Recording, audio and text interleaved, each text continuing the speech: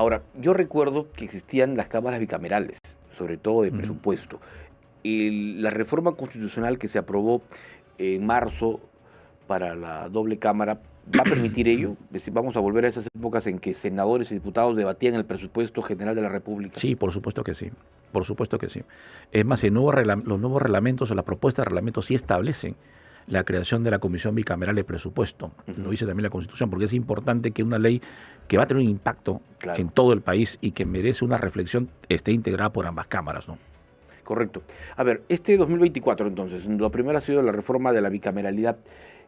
Otro tema también trascendental y que estaba hasta hace poco en debate era la reelección de autoridades de los gobiernos subnacionales, alcaldes y gobernadores. No prosperó por el tema básicamente de los movimientos regionales, Ujú. que ahora se ha separado. Se apuesta por una reelección. Este es otro tema también que va, digamos, a tener prioridad en el 2025.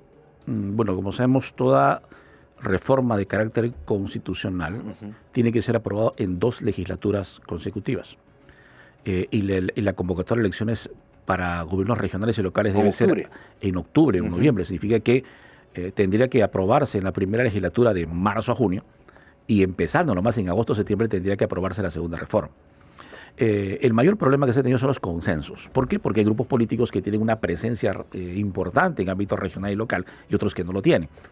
Entonces, recuerda un año electoral en el cual tenemos 2 elecciones juntas, la general, que es presidencial y parlamentaria y de Parlamento Andino, y además la regional y municipal. Entonces, ese escenario ha hecho que la legislación se apure un poco, se presione un poco.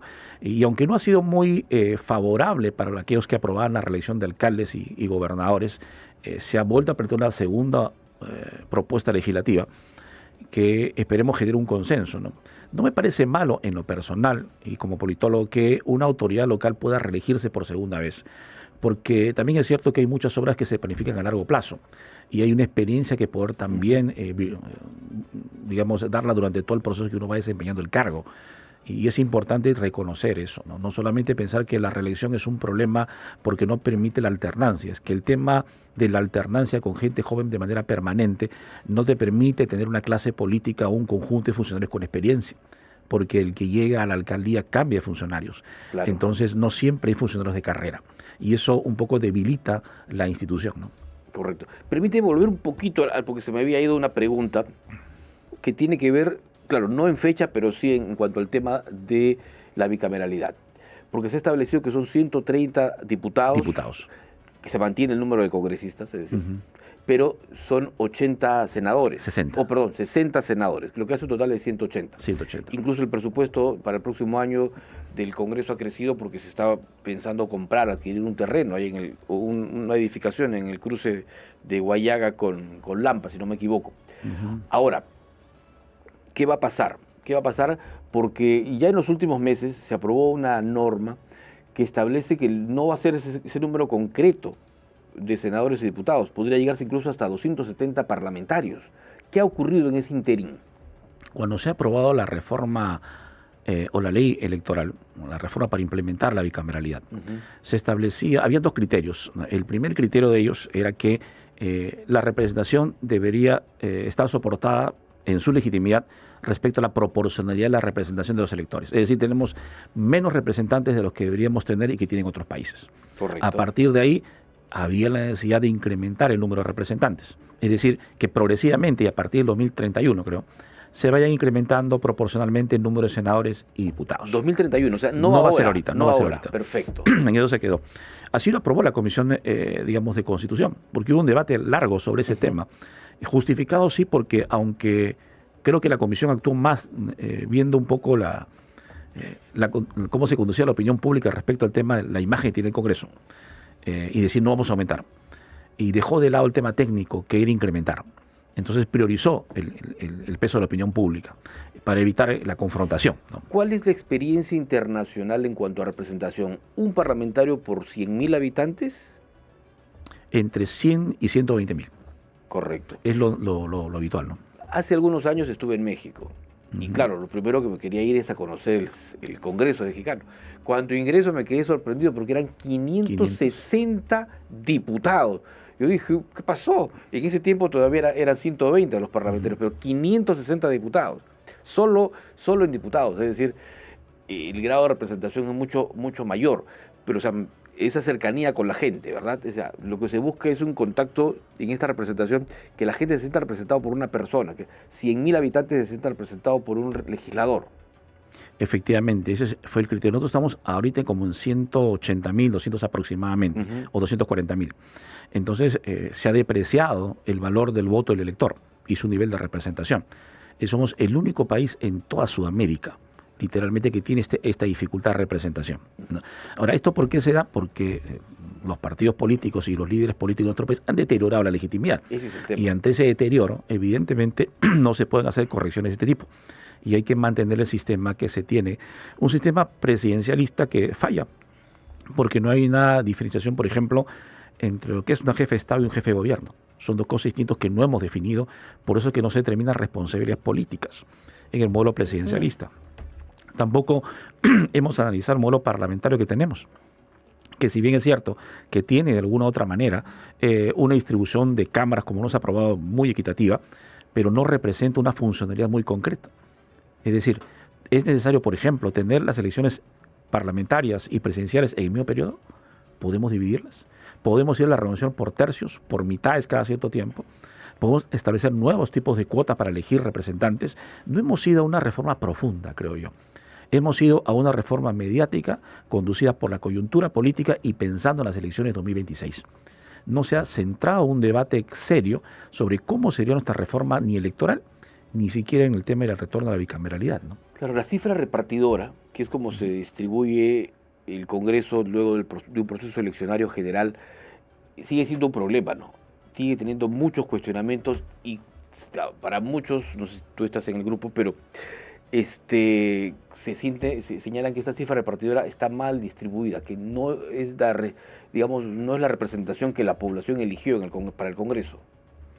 Lo que pasa es que la cifra repartidora tiene que ver con el número de votos que alcanzó una agrupación política, la agrupación. La presidencial.